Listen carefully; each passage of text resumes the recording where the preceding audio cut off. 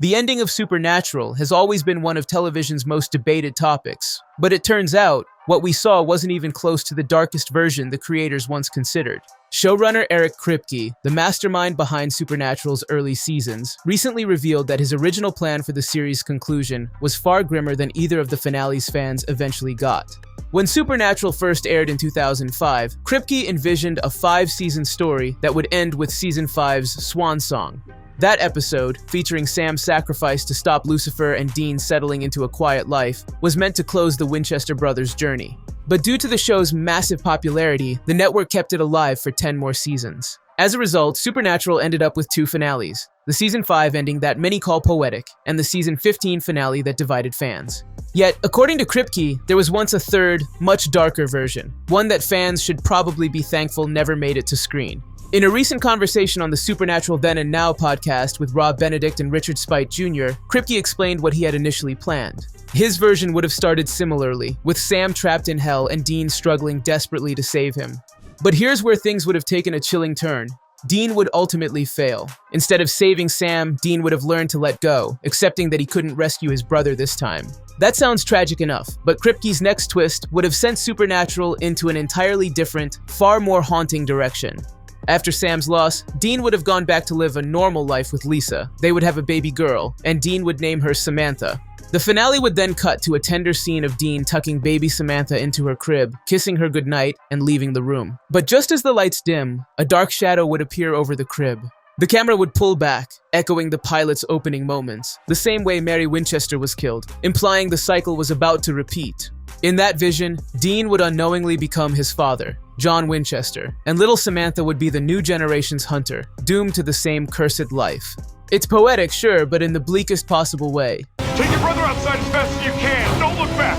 Now, Dean, go! Kripke himself described it as a hard blackout ending, meant to make viewers realize everything was starting over again. The family tragedy looping endlessly. Had that version aired, it would have completely changed the tone of Supernatural. Instead of hope, it would have left fans with despair. The idea that the Winchesters were destined to repeat their trauma forever. Dean, a character who spent his entire life trying not to become like his father, would have ended up following in his exact footsteps. His worst fear would have come true. Imagine the heartbreak.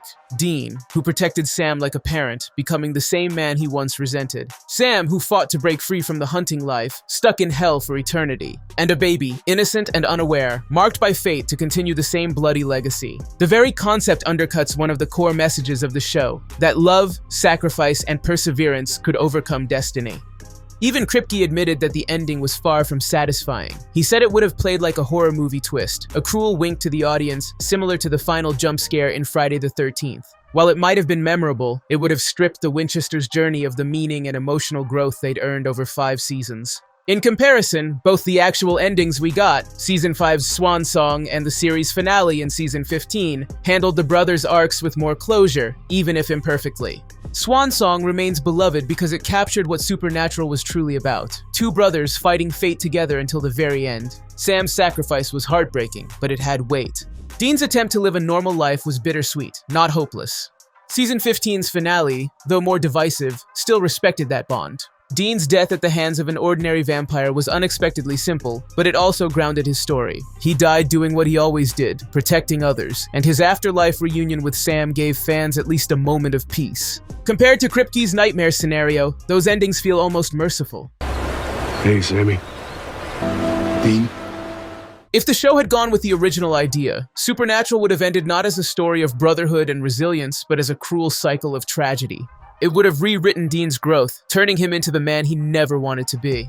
It would have invalidated every moment of hope the series had built, from the boys saving people and hunting things to carving out some sense of purpose in their cursed lives. Kripke's darker version might have worked for a horror movie, but Supernatural evolved beyond that. Over time, it became a story about family, forgiveness, and finding light even in endless darkness. And that's why the ending we got, whether you loved Season 5 or preferred the finale in Season 15, fits better with what Supernatural ultimately stood for.